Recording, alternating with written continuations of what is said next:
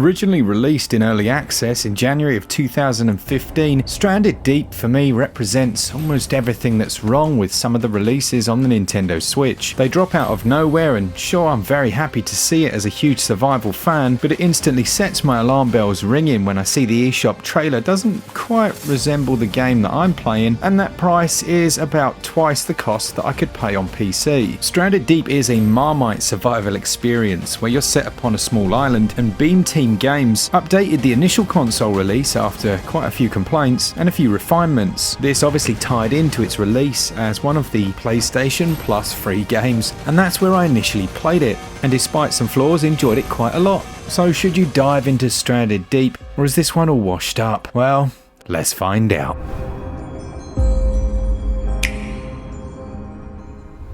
Now, plot-wise, aside from making several Wilson-related jokes, or without trying to reference Tom Hanks' epic struggle, Stranded Deep follows a very formulaic premise. You're in a plane crash, you swim out, and you're at an island all on your own. There are other plot points to uncover, but I don't think Mr. Hanks will be auditioning for any potential movie spin-off. What you probably want to know about is the visuals and performance, so we'll cover that first, and unfortunately the Nintendo Switch version looks terrible. There are times where if I squint really hard it looks okay, but resolution has taken a significant hit. While you'll start out on a small island, soon you'll be venturing to other procedurally generated areas, and it's here that the frame rate issues will really begin to rear their ugly head. And while in the first area it does maintain 30 FPS for the vast majority of your time, once you've spent any amount of time with the game, you'll begin to get flashbacks of Ark Survival Evolved. Texture resolution is very low, and upon closer inspection, well, yeah, I almost jumped in fright when I first witnessed the character shadow model, which seems to be made up of approximately 3 pixels, and the pop-in, even when moving around this small island,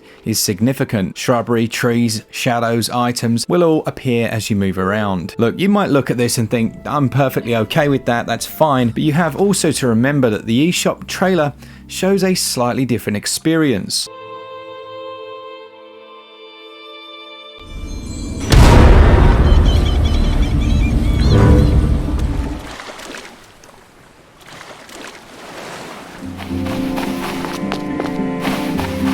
And it's certainly not a practice that we at all condone here at SwitchUp. Some of the lighting effects have remained intact. The game has a day-night cycle, and on the odd occasion it actually was running okay and looked semi-decent. But you'll also find a number of bugs. Things like translucent textures showing as an opaque item that you can then pass through, and the vibrating scenery as you chop away with your selected tool in this low-res world does nothing for the game. You'll find several different species of a creature throughout, and while at a distance they look okay, the animations that go along with them really aren't very flattering on Switch. And then you've got text size. There's no option to rescale this, and while it's not terrible, it's also not great. Pinning recipes to the top left-hand corner of the screen seems like a nice idea, but the squint will be real. From an audio standpoint, thankfully there aren't many glitches at all. The soundtrack's carried across nicely.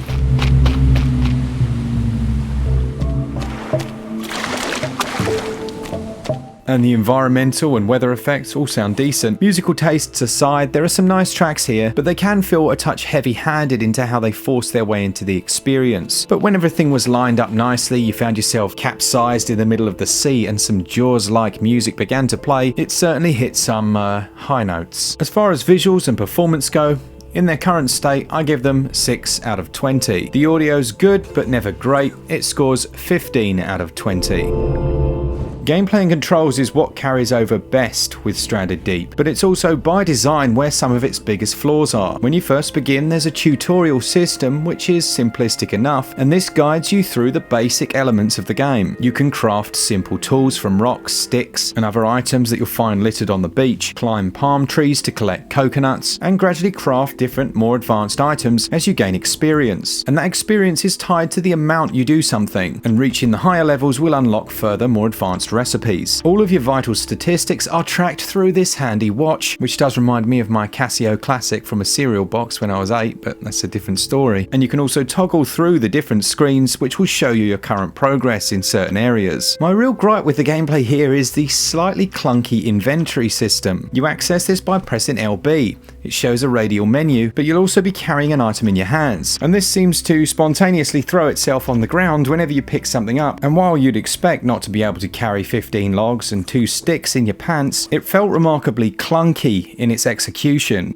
I can't count the amount of times I'd pick up a coconut or other item from the floor, carry it to the other side of the island, only to find that actually I dropped my knife because I picked up that thing, and now I can't find it anymore. This then results in 10 minutes of bumbling around to craft a new one, all of which could have been avoided with some on-screen prompt. The survival mechanics themselves are actually rather good. All the standard stuff's in here: hunger, thirst, varying sicknesses or ailments, and you'll also have to take into account the heat of the sun hiding in the shade to cool down. There are other factors to take into account. I loved having to travel to different islands, but knowing that at any moment I could be attacked by a shark or arrive only to find that the new island is much more dangerous than the one I came from. Thankfully, there's a saving system tied to building a shelter, and there's certainly a lot of depth here, allowing you to build different vehicles, create your own farms, and at its best I found it really quite enjoyable, scouring through shipwrecks only to dump my loot on the shore of a beach and then head back out, but it just isn't executed well enough on the Switch. Gameplay scores 14 out of 20. While the controls are okay, they are negatively impacted by that frame rate. They score 13 out of 20.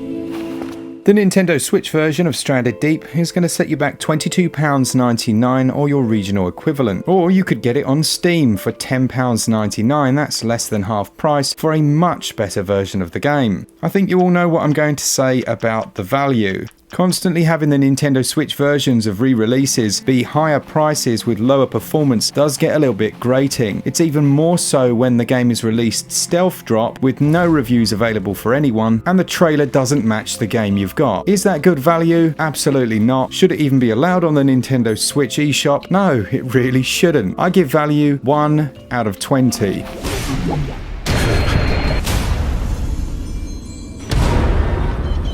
So there we have it for Stranded Deep on the Nintendo Switch. At this price and current quality, you should most certainly not be purchasing it on Switch. It doesn't reflect the game on other systems. It gets a SwitchUp score of 49%. I kind of regret spending 22 quid on this. Even though the core game's good, I'm just going to play it elsewhere, but hopefully we've saved you a few coins. Let me know down in the comments if you already picked it up. How are you finding performance and visuals? And it would be nice if the developers listen to some of the feedback here, go back and patch the game up fully, and if they do so, I will feature it in an all patched up episode. You lot are awesome for watching. It really does make all the difference, and for leaving comments and things like that. And sorry if you can hear my kids screaming throughout this whole video, because, well, they're having a good time somewhere. For all things Switch, all the time, keep it Switch up. Cheers, guys.